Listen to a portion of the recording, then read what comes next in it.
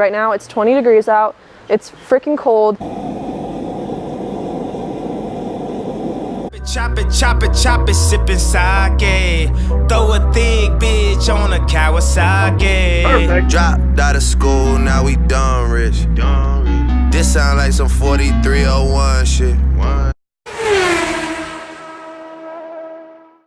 Hey guys, Bike Barbie here. Welcome to my second video.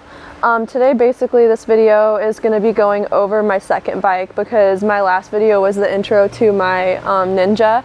So this is going to be the intro to my 2013 Suzuki DRZ400s. My reason for getting this bike. Basically I had my Ninja already at this point for like 3 or 4 months and I wanted something different. I saw, like, I have a couple of friends that ride supermotos, and so I saw them all like going off-road and doing fun stuff and doing wheelies, and I was like, yeah, I like my sport bike, but I kind of wanted something different too. So I was looking for a supermoto for a while, and I was actually like about to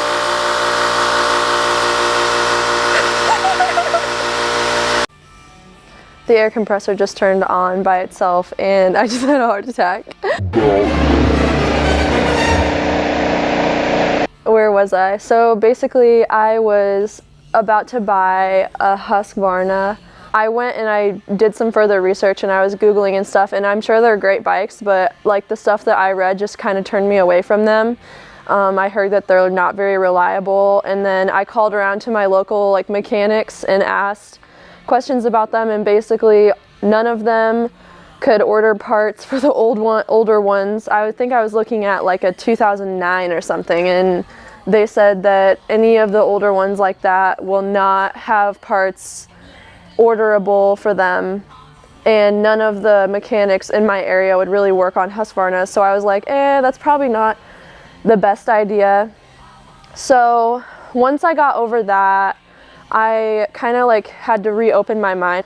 At some point I came across the DRZ, and I knew about them and everything, but I don't know, I didn't really show any interest in them before. Everyone wants SMs, like everyone wants the supermoto setup and everything, and so those things are really expensive, like ridiculously high miles, and they're still like really expensive. So I kind of limited my searches a little bit, and then I came across a Suzuki DRZ400s, and it's street legal, but basically the only thing that's different is that it comes with dirt tires on it from stock instead of the street tires.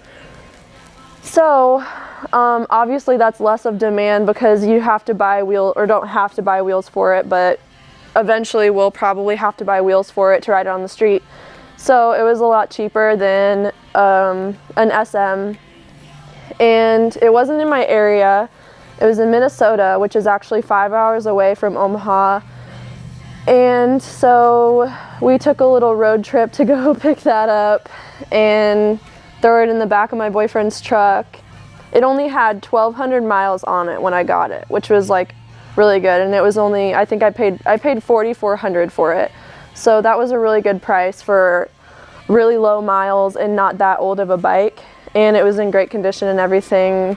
Obviously right now I don't have stock plastics on it, so that will bring me into my next part of this video, the mods that I've done to my bike. So I have a lot of plans for this bike, and I've done like a little bit to it so far, but I still have a lot more to do to it.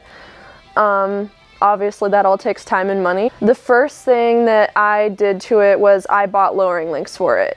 If you watched my first video, you found out that I could not test ride my Ninja when I bought it because I did not know how to ride a motorcycle. So my boyfriend test rode it for me.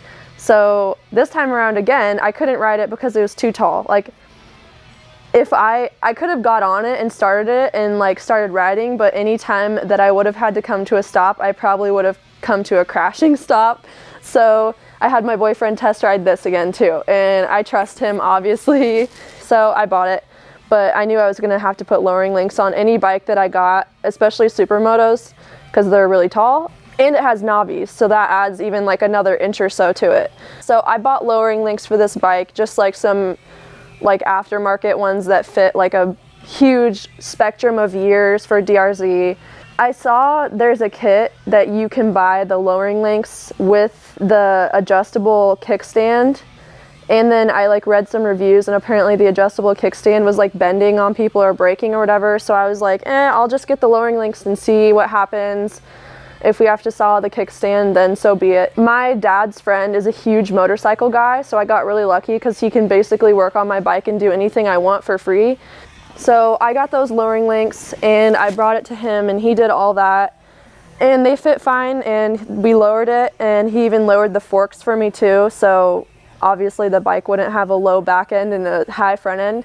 The plate is not even on the ground for the kickstand. It still holds the bike. It's not the most steady hold, but it's not gonna tip over from like a light breeze or whatever. I still tiptoe on it pretty bad, but it's to the point where if I come to a stop, I can control the bike and I'm not gonna like die. The next thing that I bought was white aftermarket plastics. I didn't really think this through before I bought it, that the fact that the tank is black and obviously the tank is metal, so you can't just change the tank out like that. It's not that simple. So I have the white plastics on it, and actually we got really lucky. We only had to cut the rear fender to fit under the seat, but everything else fit perfect. I didn't get a supermoto fender, front fender for my bike because it doesn't really bother me. I might eventually do that if I decide that's what I want to do, but right now it's not like my biggest priority. The fender that I got with the plastics kit is actually a little bit different than the stock fender. It has a little bit more sharp line, and it's not like a big banana, so it's a little bit different and a little bit better. The next thing that I bought was aftermarket handguards, because the handguards on mine were black obviously, and I saw these on a picture of a DRZ when I was just looking at actually the headlight that I bought, and I saw these on the picture and I thought these looked really aggressive, and I read some reviews about them, and I guess they're pretty good handguards. And the last thing that I have done to this bike so far is the Acerbis aftermarket headlight, and I really like the little LEDs that it has on it. They're super cool. It just adds a little bit more to it. Obviously I'm going to change that yellow light out to an LED bulb so it matches those little LEDs on the side. That's all the mods that I have right now. But my plans for the bike are, I'm going to probably get some Warp 9 wheels and rims. I think I'm going to get black rims and supermoto tires, and then I think I'm going to buy pink spoke covers. So I'll have like black and pink on my wheels, and then I'm gonna go with a color scheme like black and pink, so my graphics will match with that too. I'm not exactly sure what I'll do yet, but I know someone that does custom graphics, so I'm just gonna have him make me some graphics, because right now these white plastics are way too plain for me. But my plans are to keep like the original graphics that are on the DRZs, except basically turn it to like pink and white instead of red and white. Another thing that I'm gonna need to do to the bike is I'm gonna do a wrap on the tank, because right now the tank is black and the plastics are white.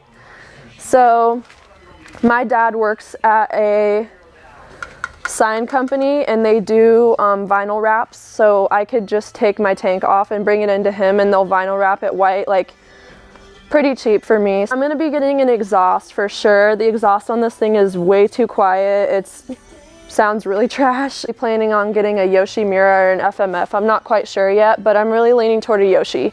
I have not been able to ride this bike at all. I've had it in storage since I bought it, which is really a bummer, but I know I'll ride it a lot when spring comes.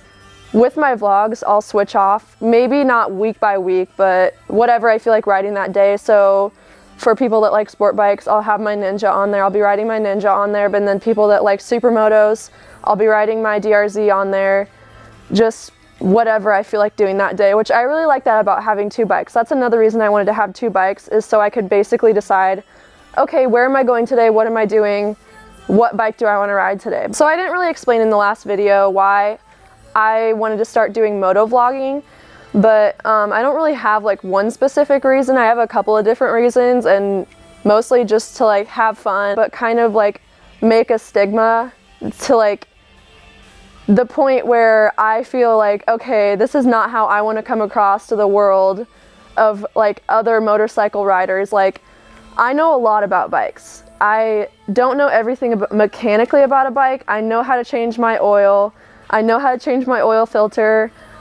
Like, I know all the parts of the bike. I know a lot about bikes, but there's a lot of girls that cannot say the same, and they are kind of like making the rest of us look like girls that ride bikes don't know what they're doing. And I definitely would say I know what I'm doing, otherwise I wouldn't be doing it. And the next thing that I need to go over is video ideas.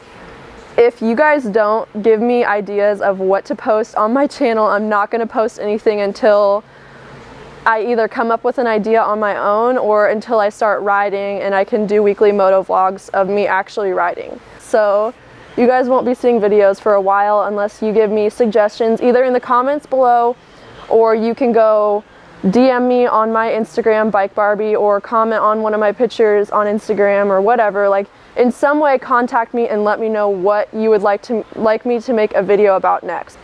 I think that's it, guys. Thanks for watching my intro to my 2013 Suzuki DRZ400s. Bye. Oh, come on now, you'll